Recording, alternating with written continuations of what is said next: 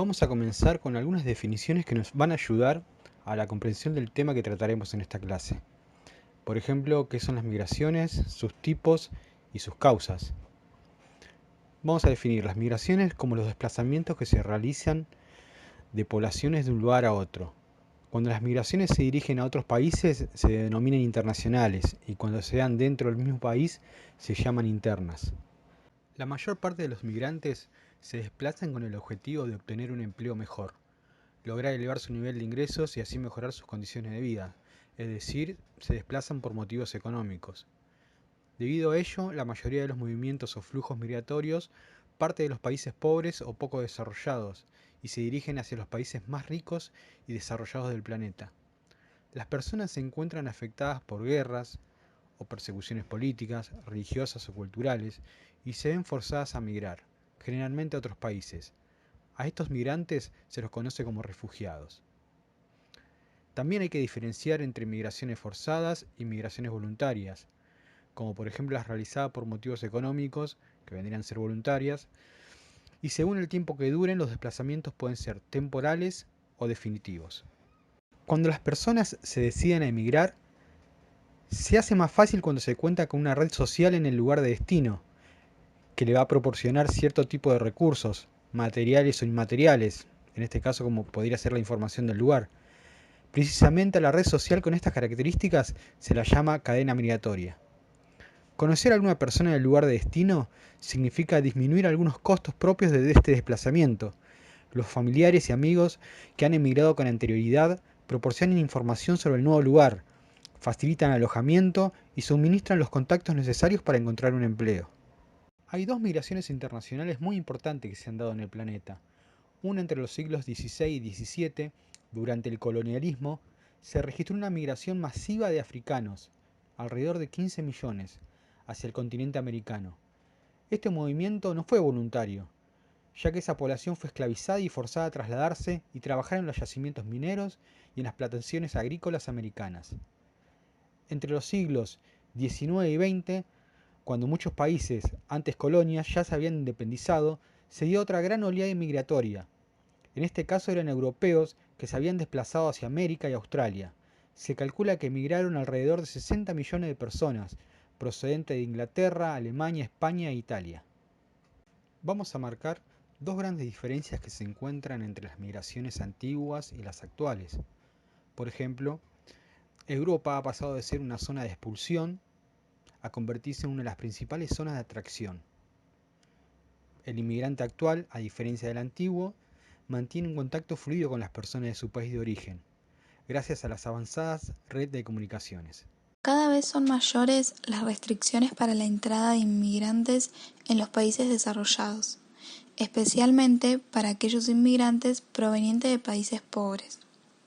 Entre las políticas que limitan la llegada de inmigrantes se destacan los programas de inmigración selectiva, es decir, aquellos programas que autorizan el ingreso de inmigrantes de acuerdo con las necesidades de trabajadores en ciertos sectores de la economía, en determinados lugares o épocas del año. En los últimos años, además, se incrementó el control en las fronteras para evitar el ingreso masivo de inmigrantes. Un ejemplo es el caso de Estados Unidos, donde se construyó una valla y se van reforzando cada vez más los límites de vigilancia en el límite con México. Los países de la Unión Europea también han aumentado sus sistemas de control a los inmigrantes, sobre todo aquellos que tienen fronteras con países de África, como es el caso de España y de Italia. El mayor control en las fronteras no fue totalmente efectivo, ya que la llegada de inmigrantes a los países ricos sigue en aumento. Como consecuencia de las políticas que restringen las migraciones, muchos gobiernos establecen cupos de inmigrantes y leyes de inmigración en las que se determina qué personas tienen derecho a permanecer en el país de manera legal y en qué condiciones podrían obtener la nacionalidad. Y quienes no cumplan con estos criterios se considera que son inmigrantes ilegales y pueden ser expulsados en cualquier momento. Se estima aproximadamente que 2 millones de personas por año pasan ilegalmente la frontera de países como Estados Unidos, Canadá, Australia, Nueva Zelanda y países de la Unión Europea. Existen también organizaciones clandestinas que organizan y facilitan el viaje y el ingreso ilegal de los migrantes en los países desarrollados. Este tipo de organizaciones lo que hace es lucrar con las necesidades y el desconocimiento de los migrantes. Suelen cobrarles cifras muy elevadas que muchas veces derivan en deudas que dejan al migrante atrapado en estas organizaciones ilegales. Además, la situación de los inmigrantes está condicionada totalmente en cuanto a la inserción laboral. Un claro ejemplo es el de los mexicanos en Estados Unidos, que aquellos que no cuentan con una ciudadanía o que no poseen documentos de residencia ni trabajo, tienen una gran desventaja con los que sí, y si consiguen trabajo, están en condiciones muy precarias y sin ningún tipo de derecho laboral.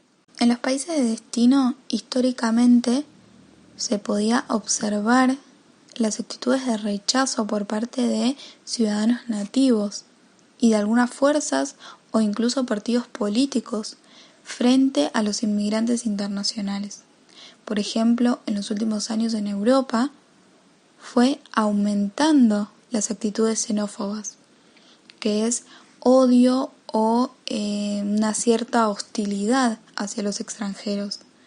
Una situación muy emparentada con el racismo, que es este rechazo a grupos étnicos distintos del propio.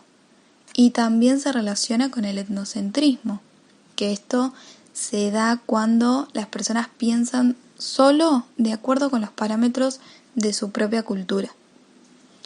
Este tipo de actitudes expresan el temor por aquello que es desconocido. Muchas veces se traducen en discursos que plantean efectos negativos de las inmigraciones, como la invasión, la inseguridad o el desempleo. Sin embargo, muchas veces las migraciones no son causa de ninguno de estos problemas.